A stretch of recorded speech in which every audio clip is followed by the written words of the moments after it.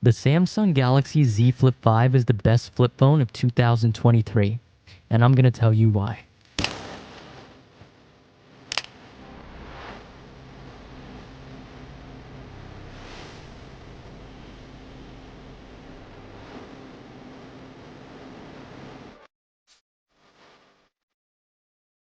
So, the Samsung Galaxy Z Flip 5. Now, when you're watching tech reviews like this, you're usually watching for one of four reasons.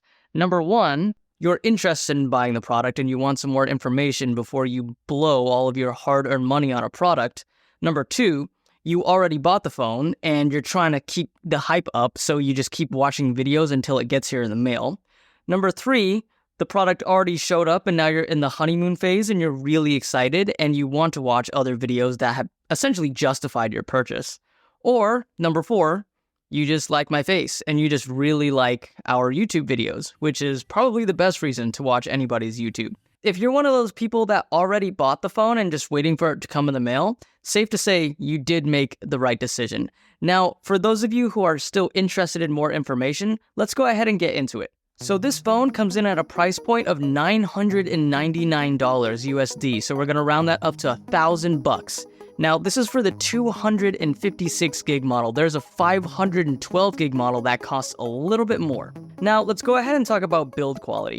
When it comes to build quality, I give this thing a 9 out of 10. Now, I reviewed its main competitor, the Motorola Razr Plus, a few weeks ago, and this blows it out of the water. This thing is solid. There is no hinge creak.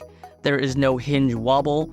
Opening and closing is really smooth on this phone. This phone is probably going to be my number one recommendation for day-to-day usability. Alright, and let's go ahead and quickly get into some tech specs here. So this phone comes with a 3700 mAh battery, and when it comes to the internals, we're looking at a Snapdragon 8 Gen 2. For normal people, that means you have the latest and greatest. This phone is 5G capable, as it should be in 2023. We have 12 megapixel cameras on the front with 10x zoom. We have an AMOLED display, 120 Hz inside, and outside you have a 60 Hz display. Alright, so now let's go ahead and talk about the crease. The crease is probably my least favorite part about this phone because it is pretty apparent. You can feel it as opposed to something like the Moto Razr Plus where the crease is less noticeable. So for this one, it is a little bit deep. It's not like Mariana Trench deep where it's like painful to use, but it's absolutely apparent. Let's take a look at the camera quality. So if we're being honest, the camera quality is just average. It's not a Google Pixel, all right? And it's not an iPhone or a Samsung Galaxy S23 Ultra. It's just average. And what I mean by that is there's probably something that has to do with the foldable design that doesn't allow a flagship camera to be integrated into these type of phones, because this is not the only phone that suffers from an average camera.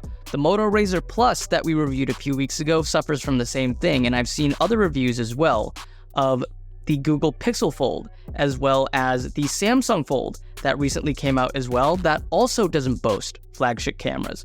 But when it comes to the camera quality, it's still usable and it's going to be just fine for social media. It's not a Pixel, like I said, but it is just average. So let's talk about battery life. So I've been able to use this phone for about a week straight as my daily driver, and on some days, more heavier than others. Now, on the heavier days, I was able to end off the day with about 20 to 30% battery life, so it still didn't die on me on the heavier days. Now, on the lighter days, I was actually able to end it off at about 40 to even 50%. So happy to report back that the battery life is very good.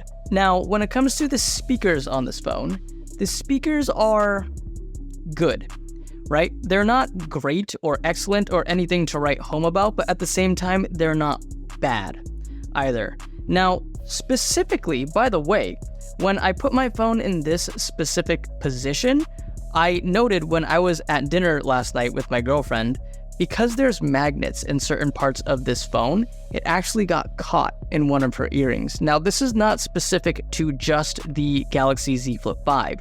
We also tested this on the Moto Razr Plus as well, and it did the same exact thing. So I just wanted to let you know that if you are an earrings wearer or wear a lot of jewelry on your ears that's metal, just be careful because that might be a thing that could happen to you. Now let's get to the star of the show here, which is the outer display. A huge step up to last year's outer display on the Z Flip 4, if you even want to call that display an outer display, compared to this one. This one essentially takes up the entire front in its file folder-like shape. I feel like once you notice that it looks like a file folder, you can't unsee it when you see it for the first time. Now, right out of the box, upon unboxing, you can't use it like a miniature phone the same way you could use it on the Motorola Razr Plus. This is more, Samsung has really set out some specific hand-picked widgets that you can use, and it's almost kind of like a big smartwatch. It's like a light version of the phone that you're essentially able to use. Now, this can be remedied by going into the Samsung store and downloading an app called Good Lock and then using some settings to tweak it so you can use all of your apps on the outside display because it is capable of it. It just needs that Good Lock app in order to help it do what it's capable of. Now, I've heard some rumbling online about how the Moto Razr Plus's outside refresh rate is a little bit higher than Samsung's refresh rate at 60 Hz.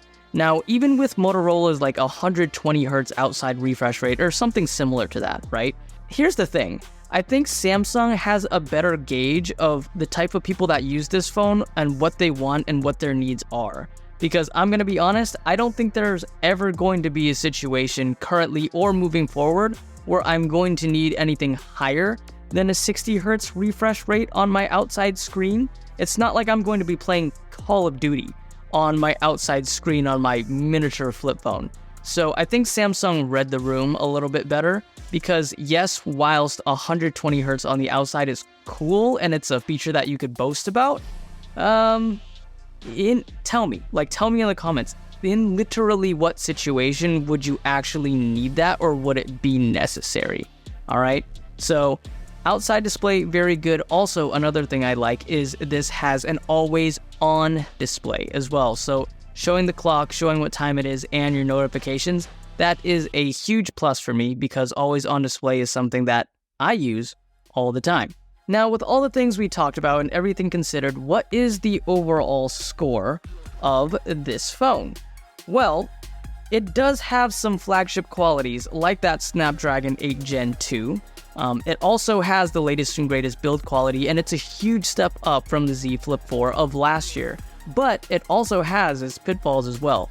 No phone can be perfect. So with this phone, the camera is just standard. Like I said, it's not a pixel phone, but that's okay because it takes good enough pictures for social media.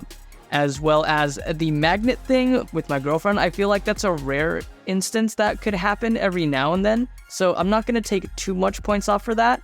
The crease is a little bit deeper than I would like, so I am going to knock points off that. I feel like an overall score of 8.5 is fair. Let me know what you scored the phone in the comments and let me know if you have any questions or concerns and we'd be more than happy to respond back to you. Until then, we'll see you guys next time. Take care of yourselves. All right, see you later. Turn up.